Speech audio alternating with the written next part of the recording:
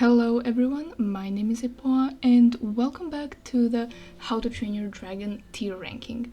This is part 3 of this series. Parts 1 and 2 are already up on the channel and we have already covered most of the Stalker class and the Boulder class. So today we will be mostly dealing with Tracker and Sharp class. So without any further ado, let's get started. Next we have the Deadly Nether, one of the most common and popular dragons in the How to Train Your Dragon world. Now I might get a lot of negative reactions for this, but this is not the best dragon design. This dragon literally cannot see what is right in front of it because it has a blind spot right in front of its nose. That is not the best evolutionary design, you could say, as you kind of need to see what's right in front of you, especially if you are hunting prey. Nethers seem to be the type of dragons that will hunt on foot as much as in flight. If they're chasing something, you kind of need to see where what you're chasing is going. It is well armored, it can fly, it's a really fast species, especially when it eats chicken, that's when it becomes even faster. But yeah, I think that this is sort of like a B tier, because as we saw in Race to the Edge, it's very easy to take down. Once it shoots spines, the belly is exposed and they can easily knock it down, be it by humans with arrows or by other dragons with fire blasts. So that is why this is a B tier. It's not bad, but it's not as good as it could or should be. Alright, next we have the Timberjack. Now, Timberjack is a very popular dragon within the How to Train Your Dragon universe. However, it has no legs. Again, it has a very long snake-like body. However, this dragon has ginormous wings, and these wings are very, very sharp, and it uses them to cut through trees. However, sharp wings doesn't always mean good things, because these wings are so huge, this dragon can't even reach its own back. It can't exactly, it's not very graceful or maneuverable on the ground. It moves with a lot of difficulty, and it's just most comfortable in the air, and you can't always be in the air. You need to eat, you need to sleep, you need to nest, and that's just really the best design. So I think that this is also a B tier dragon because it can fly for long periods of time. However, once it lands on the ground, it's a very, very ungraceful dragon, in fact. Alright, next we have the Speed Stingers. These guys were introduced in Defenders of Berk and continued their appearances through Race to the Edge. These dragons are completely flightless. They cannot fly.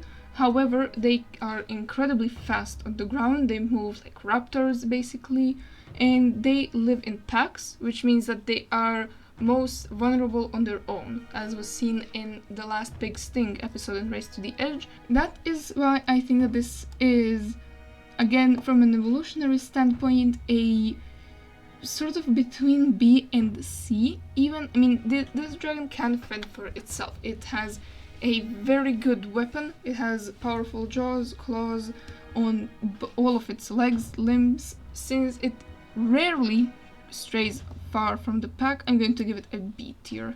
Alright, next we have the Hakatu. This is a dragon that we saw in Rise of Berk. It is a sharp class dragon and it is similar to Timberjack, known for easily slicing through wood. This dragon is known for its snout that can slice through trees. However, the snout can often get stuck if the tree that it's cutting through is too thick, and this can be not useful if it needs to get away in a hurry and it can't get away. So design wise it's a good idea, however sometimes it's not the best idea. Again, I'm going to give this another B tier. It's not bad, but it could be improved. Alright, next we have the Shivertooth. This is a sharp class dragon that first appeared in School of Dragons, I believe, and then in Rise of Berk. It could be vice versa, I'm not entirely sure. This dragon lives in very cold areas, and as its name says, Shivertooth, it has very large fangs in its long snout and is known for basically looking like an icicle. There's not that much known about this dragon. It does have, it shoots blasts of ice, similarly to Grunsicle. However, not much is known. Design-wise, evolutionary-wise, I believe this is something of an A tier. It's not really a perfect design, however, it's really not bad either. Alright, next we have the Devilish Dervish. Devilish Dervish is a dragon that we see in School of Dragons, and I don't think we have seen this dragon anywhere else, possibly Rise of Berk. Again, not much is known about this dragon. It has a very long neck, long tail, it has 2 large horns on top of the head and 1 horn beneath its chin, large wings and small limbs. Basically, just looking at the body proportions, this dragon is kind of like a sausage with legs, basically. If you look just at the body, it's a big chunk of a body with small arms and small legs poking out, and then on that you add a long tail, long neck and wings. That's how you can imagine it. This dragon is, again, design-wise, it's mediocre, I'd say. I mean, it's B or A, probably B, I would say, because it's not really, not much is known, and it's B or A. We don't have that much information on this one. Alright, next we have the Prickle Boggle. Now, this dragon is, in terms of appearance, it is very similar to the Devilish Dervish. It has a long neck, long tail, small limbs, large wings, and yeah, similar to the Devilish Dervish in appearance. However, instead of fire, the Prickle Boggle has a healing blast. It shoots purple mist, sort of, that has healing abilities. Basically, since it can heal rather than attack, and also it is usually small, but it can grow to be large enough to ride. I think that this is actually an A tier design, because if you have multiple sizes, then you're more adaptable, basically, in a way, and if you're more adaptable, that's always a better, that's always a good thing. Next up is a Typhoomerang. This is a hot-headed Stoker class dragon that is known to grow from hatchling to adult in a very short amount of time. It has a very powerful fire. It has a lot of abilities, such as quite literally spinning like a typhoon when it breathes fire. It has a very unique scorch mark, and it is not afraid of eels. Actually, it eats eels, which makes it sort of impervious to the fear factor of the eel that it causes in other dragons. And I don't remember this dragon having any major weaknesses. It's very protective and territorial, and the design, it's similar to a Timberjack. However, it does have legs. It has smaller wings compared to the Timberjack, which means it is it's less ungraceful. It can move more easily, and since it has legs, it can walk, and I actually think this is an S tier dragon species. Next up we have the Eggbiter. This dragon is only seen in Rise of Berk and did make an appearance in the How to Train Your Dragon Alive show. This dragon is known that even as a hatchling, when it just breaks from its shell, it will bite the first thing it sees. It has a very, very powerful jaw. However, the eggs of Eggbiters are very weak, and they do not explode. They are not guarded by thick shells. They are very weak, and the shells are very fragile, which means that the egg are easy prey for any predators or hunters that might find the eggs. However, because of their powerful jaws, they are a very dangerous dragon to annoy, and should they try to attack you, you can very easily lose a finger, an arm, whatever. I would say that they have 4 legs, they have large wings, armored body. This is between S and A, I must say.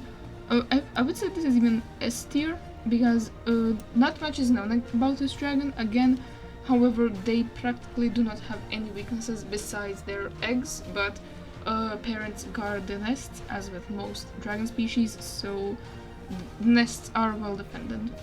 Okay, next up is the Stormcutter. This is a sharp class dragon. We first see it in How to Train Your Dragon 2.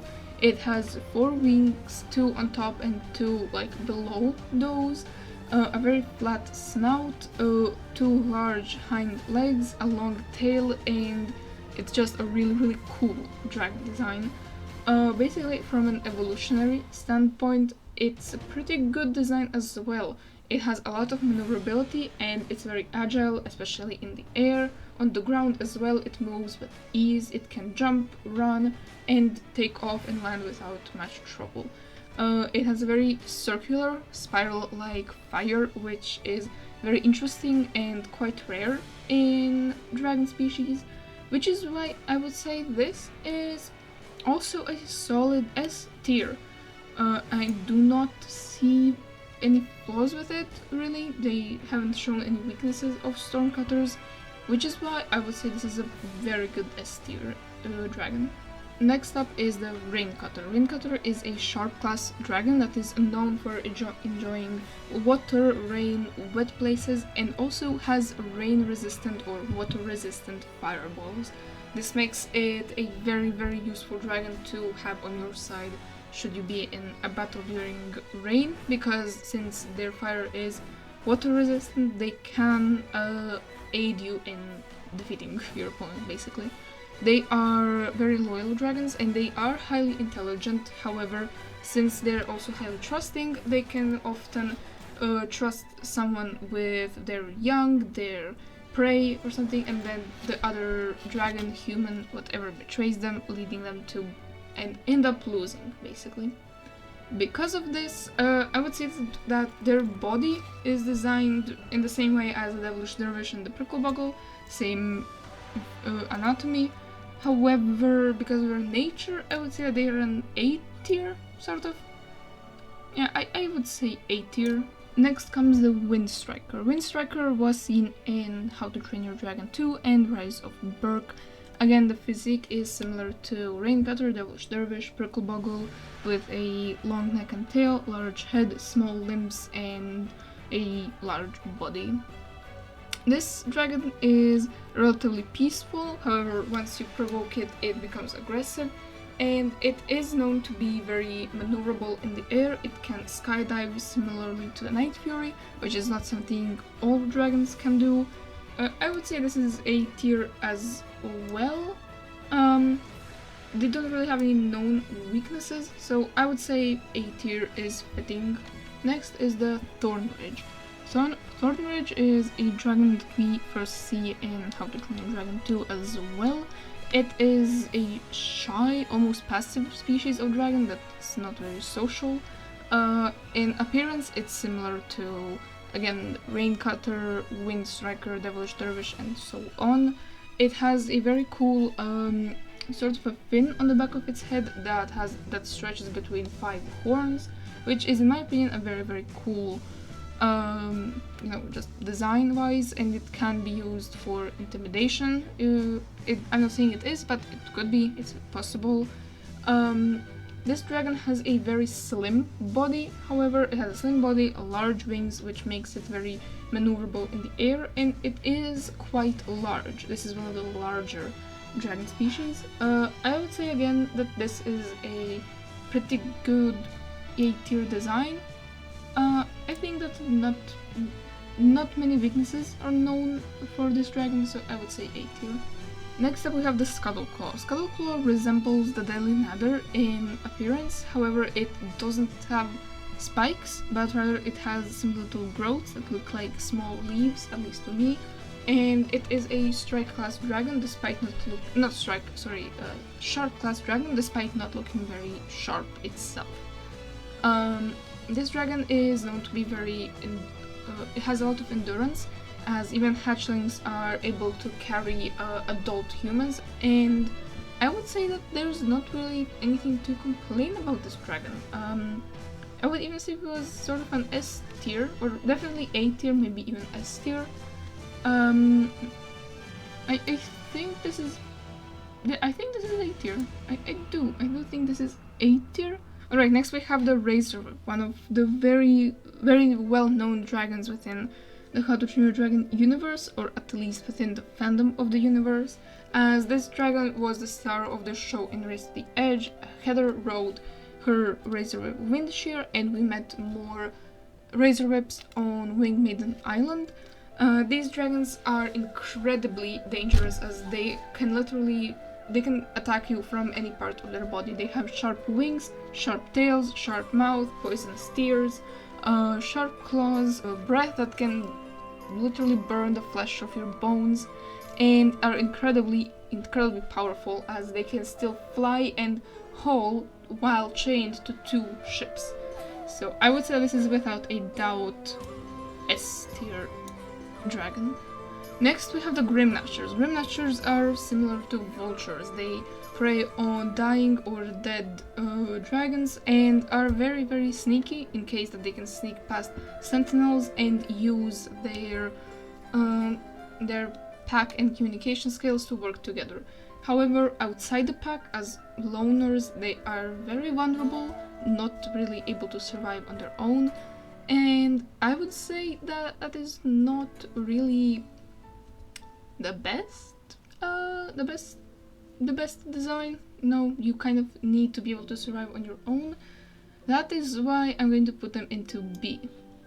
So not bad, not the best. Again, similar to the Speed Stinger, works wonders in a pack, however not the greatest on its own. And with that, we have come to the end of this episode of the tier ranking. We mostly covered Sharp class today. In the next episode we will be covering the Title class, which means that we are about halfway through the list, a little bit under halfway. I want to thank you all so much for watching. I really hope you enjoyed this one. This one was honestly a pain to edit, because editing was just not going well with this episode. But I'm here, I managed to deliver it, so thank you all so much for watching. I hope you enjoyed it, and if you did, feel free to let me know by liking this video and subscribing to the channel, because that is how you can support both the channel and me, because it really means a lot. So thank you all so much for watching, and I hope I'll see you next time. So long.